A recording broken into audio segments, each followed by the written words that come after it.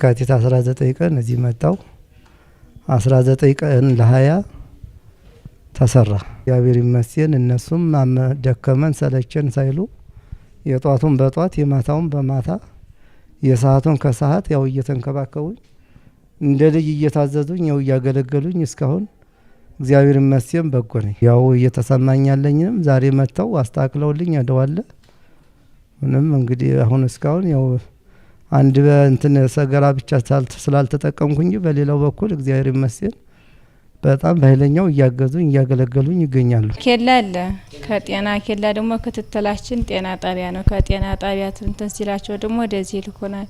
ቅድመ ወሊድ የቅድመ ክትትላችንን ይነግሩናል። ቅድመ ደግሞ ክትትል የምናረገውን ቅድሚያ ከዚያ መተን እዚህ ተመርመረን እዛ ሄደን ክትትሉን እንትን እንላለን። ስንወስድ ቲፕ 2 ጊዜ እንወስዳለን። ቲፓን ስንወስድ የሚዋጥ መድኃኒት ይሰጡናል። ተከታተሉናል። እየመጡ ያውናል። ተልተሎ እየመጡ አቀማመጡን ያውናል። አንትራሳውንድ ያነሱናል። በተረፈ ደግሞ አሁንም እየመጡ ይለኩናል። እንትን የጽንሱን አቀማመጥ ያውልናል እየመጡ። ቢቸና የመጀመሪያ ደረጃ ሆስፒታል አለ። በሱ ውስጥ በርካታ አገልግሎቶች ይሰጣሉ። ከነዚህ መካከል እንግዲህ ሌሎች ክፍሎች በድንገተኛም ተመላላሽ፣ በተኝቶ ሕክምና፣ በቀዶ ሕክምና፣ በጨቅላ ህጻናት፣ በእናቶችና ህጻናት አካባቢ አገልግሎቶችን እየሰጠ ይገኛል። ከዚህም ውስጥ እንግዲህ የኛው ክፍል ከሆስፒታላችን እንደምናውቀው የመጀመሪያ የእናቶችና ህጻናት ክፍል በርካታ ሰርቪሶች የምንሰጥበት ሁኔታ አለ። ከዚህም መካከል የቅድመ ወሊድ፣ የድህረ ወሊድ፣ የማዋለድ አገልግሎት፣ በቀዶ ሕክምናም የማዋለድ አገልግሎት፣ የቅድመ ክትትል እርግዝና ክትትል፣ የወሊድ አገልግሎትና የጨቅላ ህጻናት አገልግሎት አጠቃላይ የክትባት አገልግሎትን ጨምሮ አገልግሎቶች እየሰጠን እንገኛለን ማለት ነው። አሁን የምንሰጣቸው አገልግሎቶች ከጊዜ ወደ ጊዜ ከአመት ወደ አመት በጣም እየጨመሩ ያለበት ሁኔታ ስላለ ምናልባት እንዳልኩ ከተለያዩ ወረዳዎችም ስለሚመጡ በተለይ አሁን እንደ ትልቅ ማነቆ ሆኖ እያስቸገረን ያለ የእናቶች ማቆያ ክፍል ባለመኖሩ ምክንያት ኦልሞስት ያለ ጊዜያቸው ምጥ የሚጀምርበት ሁኔታ ስላለ 1 ወር 2 ወር የምናስተኛበት ሁኔታ አለ እናቶችን። ስለዚህ እነሱ ተኝተው የሚታከሙበት ክፍል እጥረት አለብንና እናቶች ማቆያ ክፍል በኳሊቲ ፕሮጀክት ዲዛይን አድርገን ከከተማው አመራሮች ጋር በአጋጣሚ ለሰርቪስ መጣው ስለነበር ችግሩን አሳይተን እንደው በዘላቂ እንፈታላችኋለን የሚል ኪዋይ ፕሮጀክት ዲዛይን አድርገን ለየሰጠንበት ሁኔታና በጊዜያዊ መፍትሄ እንደሚፈልጉልን የተነጋገርንበት ሁኔታ አለ። እኛ ግን ባለው የክፍሎችንም ቢሆን ኮምፕሮማይዝ አድርገን አጠጋግተንም ቢሆን ሕክምናው መነፈግ ስለሌለበት አገልግሎቱ መሰጠት ስላለበት እሱን እየሰጠን ያለንበት ሁኔታ አለ። ሁለተኛ ከወረዳ ጤና ጥበቃ ጽሕፈት ቤቱም ጋር በመነጋገር እናቶችን ኦልሞስት ቢቸና ጤና ጣቢያ የማቆያ ክፍል ሰፋ ያለ የማቆያ ክፍል ያለው ስለሆነ እናቶች በጣም ለረጅም ጊዜ የሚቆዩ ክትትል የሚያስፈልጋቸውን ከቢቸና ጤና ጣቢያ አገልግሎት ማቆያ ክፍሉ ላይ አርፈው አገልግሎት እንዲያገኙ እየተነጋገርን ያለንበት ሁኔታ አለ። ቢቸና የመጀመሪያ ደረጃ ሆስፒታል የተመሰረተው 2007 ዓ.ም ላይ ነው እና በጥቂት ባለሙያዎች በኢመርጀንሲ አገልግሎትና በማዋለድ አገልግሎት ደረጃ ጀምሮ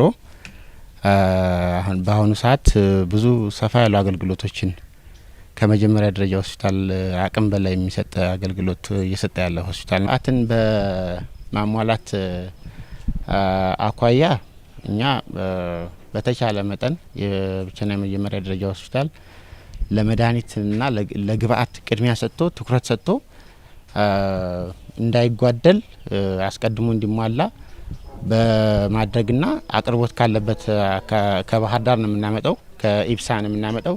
እዛ ያሉ ነገሮችን በሙሉ እኛ እናመጣለን።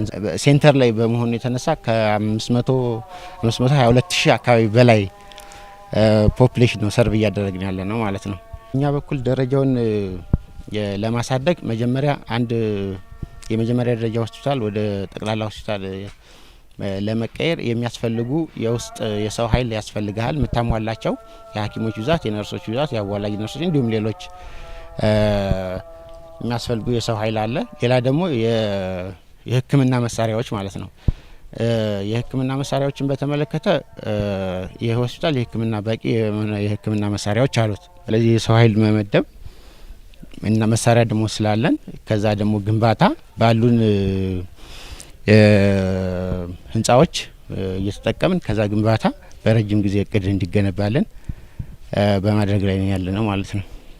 የመንግስት አክሴፕታንስ አግኝቶልን ጄኔራል ሆስፒታል ይሁን ብሎ እንዲቀበልልን ነው እንጂ ሌላ ነገር ያለ አይመስለኝም። እንግዲህ የሆስፒታል አገልግሎት መስጠት ከጀመረበት ጊዜ አንስቶ ብዙ ስራዎችን እየሰራ ያለና ወደፊትም ደግሞ የአገልግሎት አሰጣጡ ሰርቪሱን በማስፋት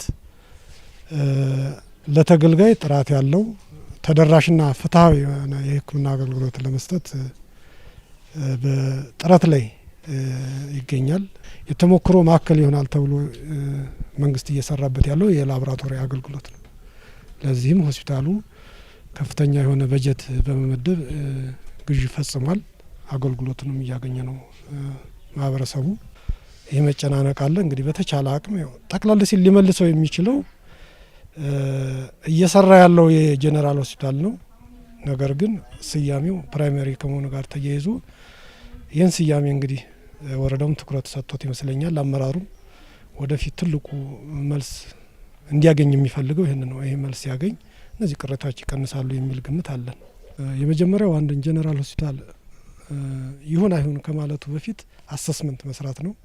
እሱን ደግሞ እኛ ስንሰራ ኦልሞስት አንዳንድ ክፍሎች ካልሆነ በስተቀር ያሟላል። ስለዚህ አሁን እኛ እንደ ባለ ድርሻ አካል ከኛ የምንጠብቀው የመጀመሪያው የቦርድ አመራሩ የወረዳ አመራሩ ያገኘው ሁሉ አጋጣሚ በመጠቀም ለክልል መንግስት ኢንፎርስ እንዲያደርግልን ነው። ኢንፎርስ እንዲያደርግ ያስፈልገዋል የሆስፒታል ያስፈልገዋል። ሁለተኛው ደግሞ የክልል የጤና ቢሮ የሚመለከተው ይሄ ነው።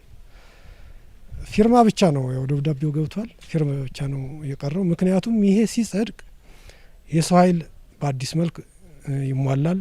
የበጀት ይለያል። የጄኔራል ሆስፒታልና የፕራይሜሪ እነዚህ ሁሉ ታሳቢ ስለሚያደርግ ጥራት ያለው ተደራሽ እና ፍትሃዊ የጤና አገልግሎት እንዲያገኝ ከተፈለገ የማህበረሰብ ቶሎ ይህን መልስ የክልሉ ጤና ቢሮ ከሚመለከታቸው የክልል አመራሮች ጋር ተነጋግሮ ቶሎ ይህን ነገር ቢያስፈጽምልን ስያሜውን ብቻ ነው እኛ የምንፈልግ።